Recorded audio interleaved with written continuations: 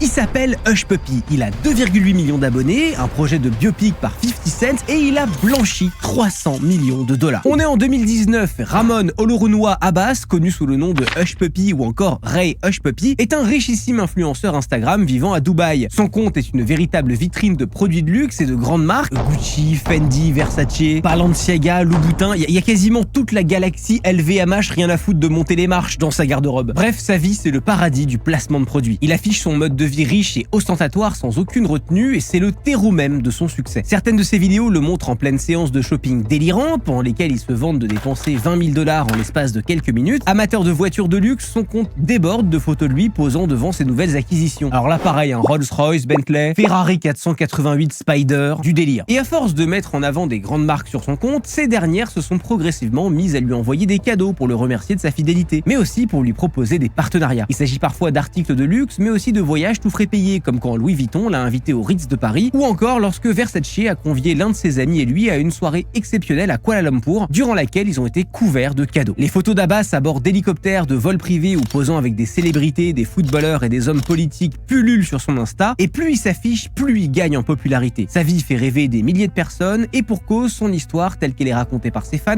est l'exemple parfait de la success story d'un enfant du ghetto. Originaire du Nigeria, Ramon Abbas est né le 14 octobre 1982 et a grandi près de Lagos et plus précisément au Oronchoki, au nord-est de la mégalopole nigériane. Issu d'un milieu défavorisé, il passe son enfance et son adolescence dans la pauvreté. D'après Momfa, un de ses proches, son père était chauffeur de taxi et les versions divergent quant à la manière dont Abbas gagnait sa vie avant de devenir Hush Puppy. Certaines affirment qu'il nettoyait des voitures dans son quartier, d'autres qu'il vendait des vêtements. Et la question qui brûle toutes les lèvres est alors comment un jeune Nigérien sans moyens a fait pour devenir un influenceur multimillionnaire? Quand on lui pose cette question, il répond de manière assez évasive que ce sont ses investissements immobiliers qui lui ont permis de construire sa fortune, de quoi donner l'envie à plus d'un de se lancer dans ce business. Mais désolé pour ceux à qui je commençais à donner des idées d'avenir de rentier, parce que je suis bien obligé de vous dire que c'est pas comme ça que les choses se sont réellement passées. Et d'ailleurs, si t'aimes ce genre de success stories douteuses, n'hésite pas à t'abonner à la chaîne, parce que des histoires hallucinantes comme ça, j'en ai un paquet à raconter. Hush Puppy est bel et bien originaire du Nigeria, il a bien grandi dans un milieu défavorisé et il est bien devenu un influenceur multimillionnaire. En revanche, c'est clairement pas ses investissements dans la pierre qui l'ont mené jusque-là, mais une série d'innombrables délits et crimes. Il serait effectivement devenu vendeur de vêtements après avoir rapidement arrêté ses études, mais à la fin de ses journées de travail, Abbas se concentre sur un tout autre type d'activité. Il fait partie de ce qu'on appelle les Yahoo Boys. Alors il s'agit pas d'un boys band, mais d'escrocs en ligne, principalement basés au Nigeria, qui sont impliqués dans des activités de fraude sur Internet. Le nom Yahoo a été associé à ces pratiques parce que les fraudeurs utilisaient à l'époque où ce type d'arnaque a commencé à prendre de l'ampleur, les services de messagerie du même nom pour communiquer avec leurs victimes. À ses débuts, Abbas pratiquait principalement les escroqueries amoureuses, aussi appelées arnaques sentimentales, comme tous les autres Yahoo Boys. Il créait des faux profils sur des sites de rencontres pour établir des relations amoureuses en ligne. Avec ses fausses identités, il inventait des histoires pour attirer ses victimes et obtenir leur confiance. Il les séduisait, les complimentait et finissait par poser des questions intimes avec un seul but derrière,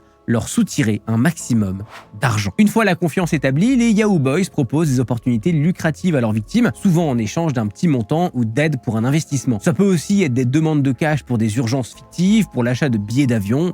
Les prétextes sont nombreux. Ça peut sembler aberrant aujourd'hui, mais ce type d'arnaque fonctionnait vraiment très bien à cette période et d'ailleurs ça continue encore. La situation est terrible pour les victimes qui subissent non seulement des pertes financières considérables, mais qui peuvent aussi souffrir de détresse émotionnelle en découvrant qu'elles ont été trompées. Parfois, des informations personnelles leur sont volées et leur identité est ensuite usurpée. Les Yahoo Boys se rassemblent souvent en groupe et en communauté, partageant des informations sur leurs victimes potentielles et sur les méthodes de fraude les plus efficaces. Ces pratiques sont évidemment illégales et elles peuvent faire l'objet de poursuites pénales, mais le next step pour les Yahoo Boys assez expérimentés est à plusieurs de milliers de kilomètres du Nigeria, en Malaisie. Pour plusieurs raisons. L'anonymat déjà, parce qu'en se déplaçant vers un autre pays, il est plus aisé de tenter de se soustraire à la détection par les autorités du Nigeria. Ça complexifie également les choses en cas d'enquête. Le suivi des activités une fois les frontières passées est plus difficile, parce qu'en raison de la nature internationale d'Internet, la localisation des fraudeurs peut s'avérer être un vrai défi. C'est aussi une aubaine économique, car la Malaisie offre à ce moment-là des avantages qui facilitent les activités frauduleuses, d'autant plus que la loi autour du piratage et des escroqueries en ligne s'est durcie au Nigeria avec la répression nationale des fraudeurs sur Internet. Les sites de rencontres eux-mêmes ont constaté la faille et font en sorte de renforcer leur sécurité pour contrer les fraudes amoureuses. Les Yahoo Boys ont été nombreux à s'envoler pour Kuala Lumpur, également pour profiter des structures technologiques plus sophistiquées et du laxisme des forces de l'ordre. Une vraie communauté d'escrocs s'est ainsi formée aussi facilement que rapidement. Le déménagement en Malaisie de celui qu'on appellera bientôt Hush Puppy va marquer un tournant dans sa vie. Si les arnaques sentimentales lui rapportaient de belles sommes d'argent, ce dernier voit plus loin, plus grand. Il constate les limites des scams à la romance. C'est trop chronophage pour des montants accumulés qui sont trop faibles à ses yeux. En plus de ça, ce type d'arnaque implique des critères qui échappent au contrôle des scammers. Beaucoup dépendent de la nature et du caractère de la victime, comme sa générosité, sa méfiance, etc. Il lui faut donc miser sur un business plus fiable, plus rentable. Contrairement à la plupart des Yahoo Boys, Hush Puppy va élargir son scope à de nouvelles arnaques. Il va plus se contenter des particuliers ou des petites entreprises. Il va s'orienter là où se trouve le vrai argent. Et ses victimes vont devenir des entreprises de plus en plus grosses, jusqu'à s'attaquer aux caisses des boîtes multimillionnaires. Ses méthodes vont également évoluer. Il va mettre en place des arnaques BEC, terme qui se traduit par Business Email Compromise. On appelle aussi ça une escroquerie au compromis d'email commercial. Et en quelques mots, il s'agit d'un phishing sophistiqué à destination des entreprises et des organisations. Dans une arnaque BEC, les fraudeurs cherchent à compromettre les emails d'une entreprise, généralement en usurpant l'identité d'un haut responsable, comme un PDG ou un directeur financier. Ça se déroule en plusieurs étapes. Les scammers identifient une cible et effectuent des recherches sur elle pour trouver des informations qui seraient utiles pour usurper son identité. Ils utilisent ensuite le compte de messagerie usurpé pour convaincre une personne dans les contacts de la victime de transférer de l'argent ou de partager des informations sensibles sur l'entreprise. Pour ce faire, ils usent de techniques d'ingénierie sociale pour gagner la confiance du destinataire. Une fois la confiance établie, le destinataire ne va pas prêter attention à la très légère modification qu'aura été effectuée dans son adresse mail quand il va recevoir un mail d'un expéditeur qu'il pense connaître. Et il va potentiellement se laisser berner. Il existe 5 grandes catégories de BEC. L'arnaque de la fausse facture, qui consiste à détourner de l'argent en prenant le contrôle de la boîte mail d'un employé grâce au phishing, puis à envoyer un mail à un autre employé de la boîte en demandant le règlement d'une facture via un transfert de fonds sur un compte frauduleux, par l'intermédiaire d'un mail urgentiste très bien rédigé. Dans un autre cas qu'on appelle l'imposture de l'avocat, la démarche est la même. Seulement, l'arnaqueur se fait passer pour un avocat pour demander l'envoi des fonds. La fraude au président, elle, s'inscrit dans un cadre où l'adresse mail d'un supérieur hiérarchique est compromise, ou très légèrement modifiée pour que ça ressemble. Et elle est utilisée pour envoyer des mails en demandant des transferts d'argent, toujours de façon urgente. Il y a également la compromission de compte, où la boîte mail est piratée via phishing et le hacker pompe des adresses mail de fournisseurs pour leur demander de l'argent au nom de l'entreprise victime. Et enfin, il peut s'agir tout bonnement et simplement d'un vol de données, simple mais efficace, qui permet ensuite de multiplier les attaques BEC. L'argent est ensuite blanchi par sa redistribution sur plusieurs comptes différents, en crypto ou en achat immédiat, et de ce fait, il est difficilement traçable. Quand le poteau rose est découvert, il est généralement bien trop tard. L'argent s'est déjà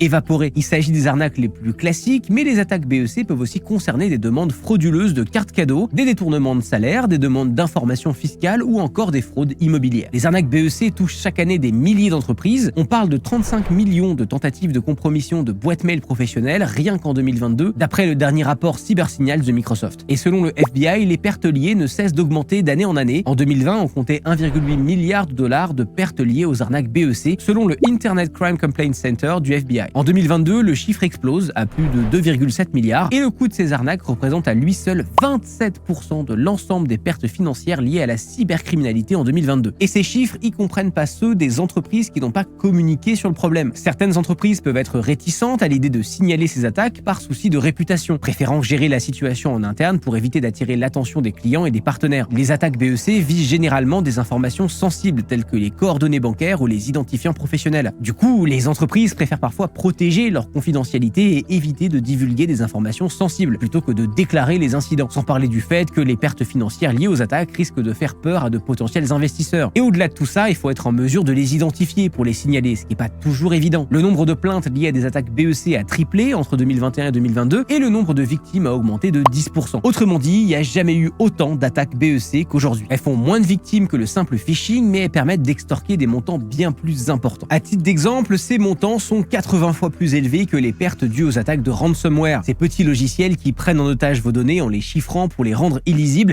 et vous demandent de payer une somme d'argent pour les débloquer. Et fun fact, ce genre d'attaque m'est déjà arrivé ici au bureau. Et heureusement qu'on avait des backups parce que sinon c'était la merde totale. Heureusement aussi d'ailleurs que certains soutiennent ma chaîne sur Patreon, ça permet de soutenir financièrement ce travail et de vous donner des contreparties comme l'accès aux vidéos en avance et des coulisses. N'hésitez pas à aller regarder, le lien est en description.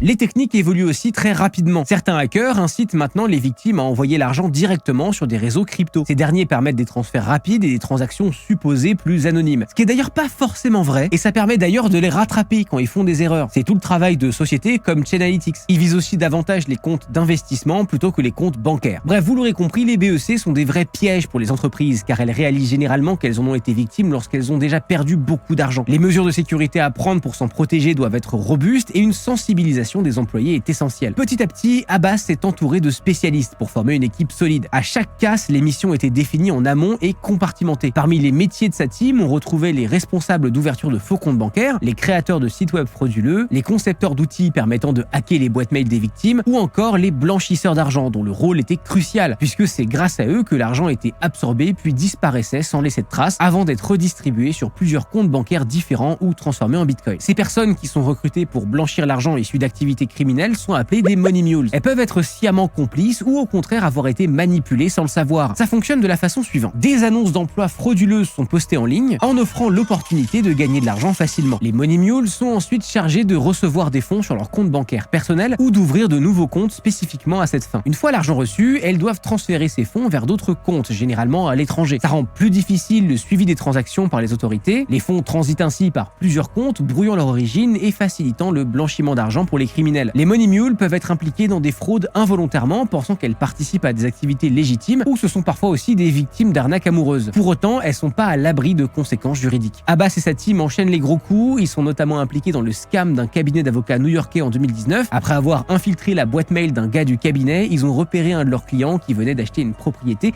et qui avait fait appel au service d'un avocat. Lorsque le client a fini par demander les coordonnées bancaires du cabinet pour effectuer le paiement demandé pour la prestation, Abbas et sa team ont pris la main pour donner des instructions bancaires liées à leur compte. Ils ont doublé l'opération d'un appel téléphonique frauduleux afin de renforcer la confiance de la victime. Ayant fait des recherches approfondies sur le cabinet et le client, ils ont été en mesure de répondre à des questions hyper pointues qui laissaient aucun doute quant à leur fiabilité. C'est plus de 920 000 $ qui ont été détournés à cette seule victime de cette manière. En 2019, Hushpuppi comptait parmi les plus grands scammers en ligne du monde. Il va mener cette année-là un énorme coup avec l'un de ses associés les plus célèbres, Galeb Alomari. Rien à voir avec Michel Alliomari, une autre personne. Membre de groupes criminels internationaux, Alomari était mêlé à de nombreuses cyberattaques et escroqueries en ligne. Et ce coup, il va être le plus gros mené par le duo. Il s'agit de celui de la Bank of Valletta de Malte. Abbas et Alomari vont détourner des fonds à cette banque, puis vont les blanchir à l'aide de virements bancaires à travers le monde. Aux États-Unis, au Royaume-Uni, en République tchèque et à Hong Kong principalement. C'est plus de 13 millions de $ qui vont être volés de cette façon. Et si ce cas ça fait du bruit, c'est surtout parce qu'il a provoqué la fermeture de tous les systèmes de paiement sur l'île de Malte. Pendant un temps, toutes les transactions ont été automatiquement suspendues de quelque nature qu'elle fût. Le vrai challenge pour le duo était d'avoir assez de comptes bancaires à disposition pour pouvoir dispatcher les 13 millions sans que les comptes en question ne soient détectés comme frauduleux. Toutefois, les choses ne se sont pas vraiment passées comme prévu. Contrairement à ce qu'avait imaginé Abbas, la Bank of Valletta, ou BOV, a réagi très rapidement en déployant des mesures de sécurité d'urgence, si bien qu'ils n'ont pas eu le temps de récupérer tout l'argent détourné. L'attaque a été d'une telle gravité que le premier ministre maltais de l'époque, Joseph Muscat, a été contraint de s'adresser au Parlement. L'affaire a tout de suite été fortement médiatisée et une enquête a été ouverte par le FBI. Pour autant, ce semi-échec ne va pas arrêter Hushpuppi. Il se remet direct en selle, aussi bien sur Instagram où il publie dès le lendemain une photo de sa nouvelle bagnole, que dans le business avec un nouveau coup déjà prêt à être mis à exécution. Il va tenter de voler 124 millions de $ à un grand club de foot anglais. Le casse va encore une fois être une semi-réussite car les banques britanniques vont bloquer les virements sur les comptes mexicains frauduleux d'Hushpuppi et sa team. Une fois encore, ils ne vont donc pas parvenir à récupérer tout l'argent détourné. N'importe qui aurait vu là un signe du destin ou tout du moins un avertissement indiquant la nécessité de se faire un petit peu petit, le temps que les choses se tassent. Mais pas Hushpuppi, notre génie du mal. Après ce deuxième échec partiel, il enchaîne sur un scam pour lequel il se fait passer pour un banquier new-yorkais. Un homme d'affaires qatari cherchait un établissement bancaire en mesure de lui accorder un prêt de 15 millions de $ pour ouvrir une école dans l'état du Golfe. L'homme avait déjà interrogé les banques locales, mais aucune de celles-ci n'était en mesure de s'engager sur un tel montant. Il a alors eu un réflexe logique mais tragique, faire une recherche Google pour trouver un conseiller financier. C'est comme ça qu'il va tomber sur le site frauduleux mis en place par Hushpuppi et l'un de ses acolytes appelé Juma. Leur fausse banque s'engage rapidement à fournir le prêt. L'objectif pour le duo est clair, faire payer une commission démesurée à la victime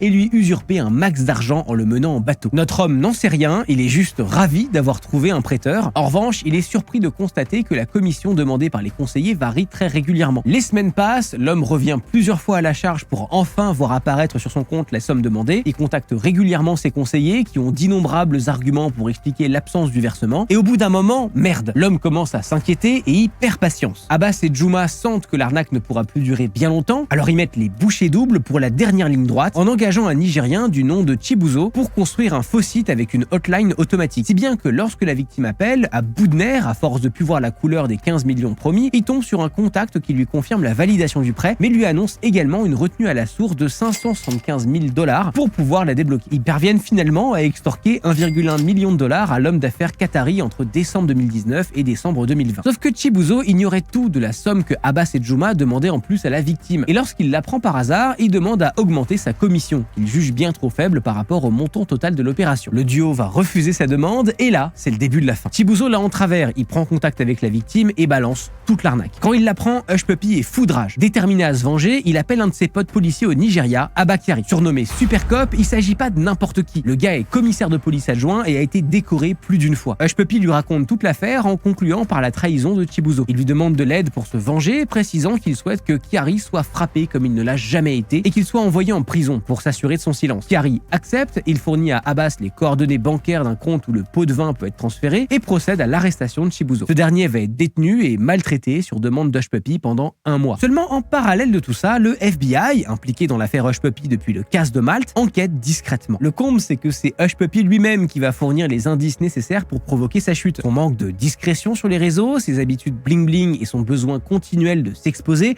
vont le pousser à se trahir à l'occasion de son anniversaire. Toujours dans la mesure et la retenue, bien sûr, Abbas organise une fête de malade en invitant tout le gratin de Dubaï pour célébrer sa journée. Il faut avoir en tête que jusque-là, sa véritable identité ainsi que toutes ses informations personnelles étaient restées très confidentielles. Seulement, un gâteau lui aurait apparemment été offert ce soir-là par Gucci avec sa date de naissance écrite dessus. Cette information, elle n'est pas passée inaperçue auprès des agents du FBI infiltrés parmi ses 2,8 millions d'abonnés. Les choses se sont ensuite très vite enchaînées. Ils auraient ainsi pu établir un lien entre son nom, sa date de naissance, une récente demande de visa et le renouvellement de son bail en 2020 pour une année supplémentaire dans les appartements exclusifs du Palazzo Versace. Et à partir de ça, sa véritable identité complète et l'état de ses finances étaient accessibles aux services de renseignement. En peu de temps, il était identifié comme blanchisseur d'argent de haute volée. Faute de preuves concrètes pour l'arrêter, le FBI le place sous surveillance, mais les preuves ne vont pas tarder à affluer avec l'arrestation de l'un des associés clés de Hush Puppy. Vous vous souvenez d'Alomari, avec qui il a entre autres orchestré le casse de Malte? Et il va se faire coincer à l'aéroport par le FBI. Sur son téléphone, les services de renseignement vont trouver une tonne de preuves accablantes contre Hush Puppy, dont des captures d'écran qui lui avaient été envoyées par Alomari pour confirmer les transactions de blanchiment. Pour résumer la situation, Alomari a été arrêté, Chibuzo aussi. On pourrait imaginer que ça suffirait à alerter Hush Puppy et l'inciter à faire profil bas. Eh bien pas du tout!